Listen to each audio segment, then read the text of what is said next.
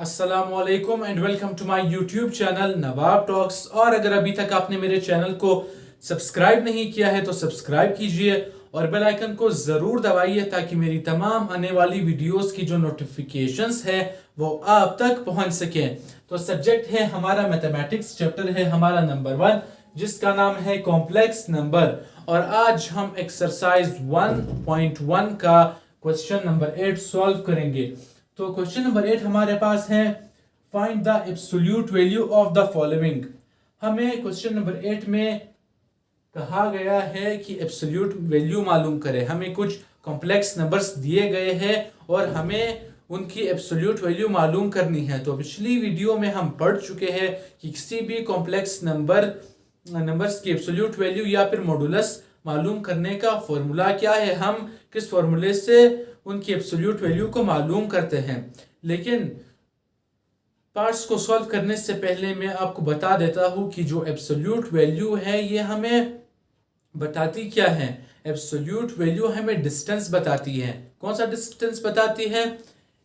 Absolute value हमें किसी भी 2 डायमेंशनल प्लेन यानी एक्स वाई प्लेन में ओरिजिन पॉइंट से लेकर पॉइंट पी यानी इस पॉइंट तक का डिस्टेंस बताती है। इस पॉइंट पी की जगह कोई भी पॉइंट हो सकता है। तो ओरिजिन पॉइंट से लेकर फिर पॉइंट पी तक का डिस्टेंस हमें एब्सोल्यूट वैल्यू बताती है।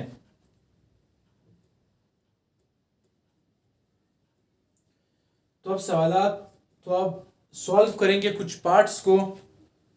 तो पार्ट 1 का सॉल्यूशन हमारे पास है। पार्ट 1 में हमारे पास है z is equal to 5 plus 13 iota. तो z is equal to 5 plus 13 iota. अब हम क्या करेंगे?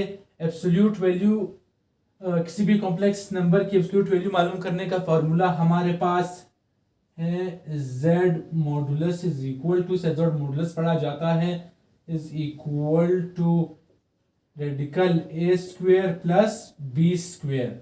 अब z modulus is equal to radical a square की जगह हमारे पास 5 है तो 5 का स्क्वेयर प्लस b की जगह हमारे पास 13 है तो 13 का स्क्वेयर। याद रखिए आयोटा नहीं लिखा जाएगा 13 के साथ क्योंकि फॉर्मूले में हमारे पास आयोटा का कहीं भी जिक्र नहीं है। तो इसलिए हम सिर्फ b की जगह 13 लिखेंगे, आयोटा नहीं लिखेंगे। तो अब z मजीद सॉल्व करेंगे। z modulus is equal to radical 5 का स्क्वायर 25 आता है प्लस 13 का स्क्वायर 13 का स्क्वायर हमारे पास 169 आता है। मजीद सॉल्व करेंगे इसको।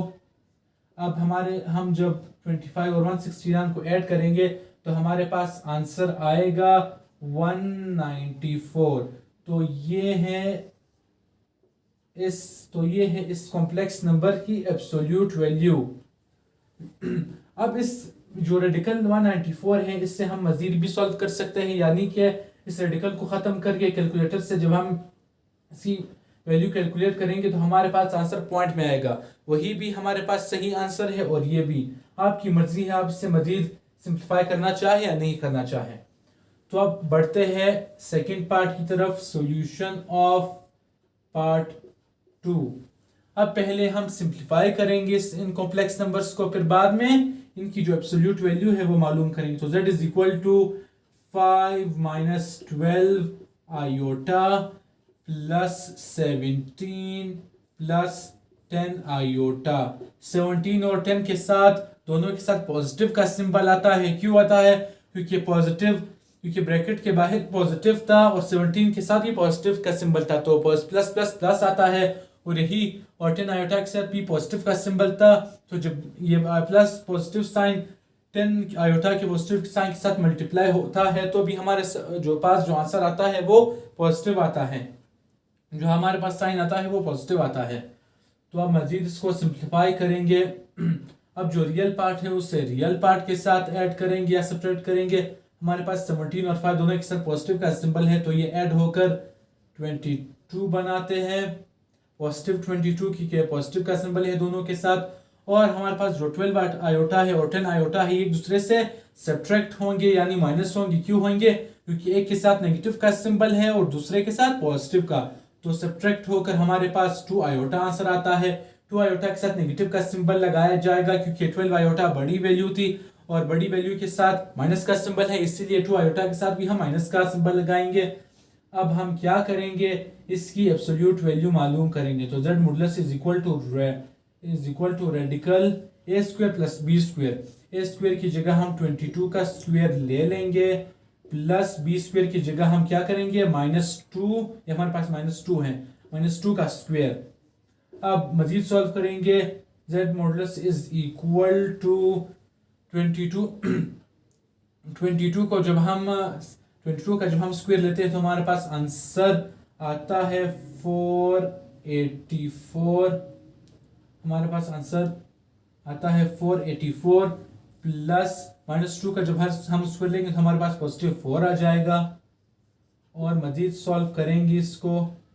अब रेडिकल 484 जब 4 के साथ ऐड होता है तो हमारे पास आता है, तो हमारे पास आंसर आता है 488। अब ये भी हमारे पास आंसर है, यहीं पर भी हम इसको एंड कर सकते हैं, ये भी हमारे पास आंसर है। लेकिन अगर आप मजीद सिंप्लीफाई करना चाहे तो मजीद भी सिंप्लीफाई कर सकते हैं कुछ इस तरह। हम इसको इस तरह एक्सपेंड फॉर्म में भी लिख सकते हैं। इस 488 को हम इस तरह एक्सपेंड फॉर्म में भी लिख सकते हैं कि 4 मल्टीप्लाई बाई 122। अब z modulus is equal to, अब ये इज इक्वल टू रेडिकल ये 4 का स्क्वायर रूट जब हम ख़त्म करते हैं तो हमारे पास 2 आंसर आता है और 122 को हम उसी तरह लिख देते हैं। तो ये भी हमारे पास आंसर है और ये भी आपकी मर्जी है कि आप सिंप्लीफाई करना चाहें या ना करना चाहें। तो ये दूसरे पार्ट की भी एब्सोल्यूट वैल्यू मालूम हो गई। अब हम पार्ट 3 की एब्सोल्यूट वैल्यू मालूम करेंगे, इसको भी हम पहले सिंप्लीफाई करेंगे। तो z is equal to radical 2 plus इस रेडिकल -9 को थोड़ा एक्सपेंड फॉर्म में लिखेंगे कुछ इस तरह, माइनस रेडिकल इस 8 को भी हम एक्सपेंडेड फॉर्म में लिखेंगे कुछ इस तरह, 4 मल्टीप्लाई बाई 2 -4 आयोटा इन दोनों प्लस 4 आयोटा।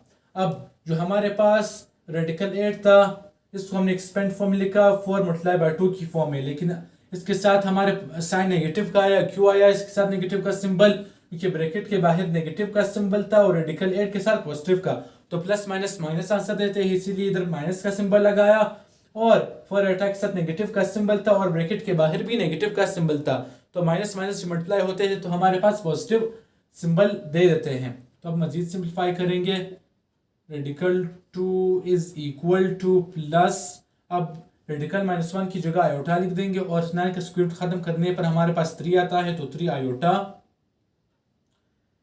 अब माइनस इस 4 के स्क्वायर रूट को जब हम खत्म करते हैं तो हमारे पास 2 आता है और रेडिकल 2 उसी तरह प्लस 4 आयोटा। अब हम रियल पार्ट को रियल पार्ट के साथ लिख देंगे, यानी 2 आयोटा -2 रेडिकल 2 और फिर जो इमेजिनरी पार्ट है उसे इमेजिनरी पार्ट के साथ लिख देंगे कुछ इस तरह। अब इन दोनों रियल पार्ट में से हमारे पास क्या हमारे पास क्या कॉमन है? रेडिकल 2 कॉमन है। तो रेडिकल 2 जब हम कॉमन लेते हैं तो इधर हमारे पास 1 रह जाएगा माइनस इधर हमारे पास 2 रह जाएगा, और साथ में दोनों प्लस हो रहे हैं, दोनों के साथ पॉजिटिव का सिंबल है और दोनों इमेजिनरी नंबर है, तो प्लस होकर ये पॉजिटिव 7 आयोटा बना देते हैं। अब मजीद सिंप्लीफाई करेंगे इसको, ये माइनस होकर एक दूसरे से माइनस रेडिकल 2 बना देते हैं, प्लस माइनस माइनस 1 को लिखने की ज़रूरत नहीं है, तो लेकिन साइन हमने इस रेडिकल 2 के साथ क्या लगाया? नेगेटिव का, क्योंकि बड़ी वैल्यू के साथ कौन सा सिंबल था? माइनस का। बड़ी वैल्यू हमारे पास 2 थी, तो इसीलिए जो सिंबल था हमने माइनस का लगाया रेडिकल 2 के साथ। 1 को लिखने की ज़रूरत नहीं है। माइनस का सिर्फ माइनस का मतलब यही है कि यहाँ 1 है, और प्लस 7 आयोटा। अब हम इसका मॉडुलस मालूम करेंगे। Radical z modulus is equal to, इसकी एब्सोल्यूट वैल्यू मालूम करेंगे। रेडिकल ए स्क्वेयर की जगह हम क्या करेंगे, minus radical 2 square plus b square की जगह हम 7 का स्क्वेयर ले लेंगे। अब z modulus is equal to radical, ये जो 2 का स्क्वेयर रूट था ये इस स्क्वेयर के साथ कट जाएगा, हमारे पास 2 आ जाएगा। और यही स्क्वेयर जो माइनस साइन के साथ मल्टीप्लाई होगा, यानी कि माइनस साइन 2 दफ़ा मल्टीप्लाई होकर हमें पॉजिटिव सिंबल देते हैं, तो इसीलिए 2 के साथ पॉजिटिव का सिंबल आ जाएगा। प्लस 7 7 49 हमारे पास आता है जब हम 7 का स्क्वायर लेते हैं। और z modulus is equal to radical 51, और ये हमारे पास आंसर आ गया। अब हाँ, आप इसको मज़ीद भी सिंप्लीफाई कर सकते हैं, लेकिन आपकी मर्ज़ी है, यही आंसर भी ठीक है। तो उम्मीद करता हूँ कि आपको आज का लेक्चर समझ आ गया होगा और अब आप भी किसी भी कॉम्प्लेक्स नंबर की एब्सोल्यूट वैल्यू मालूम कर पाएंगे इस फॉर्मूले के ज़रिए। तो फिर मिलते हैं अगली वीडियो में एक नए लेक्चर के साथ।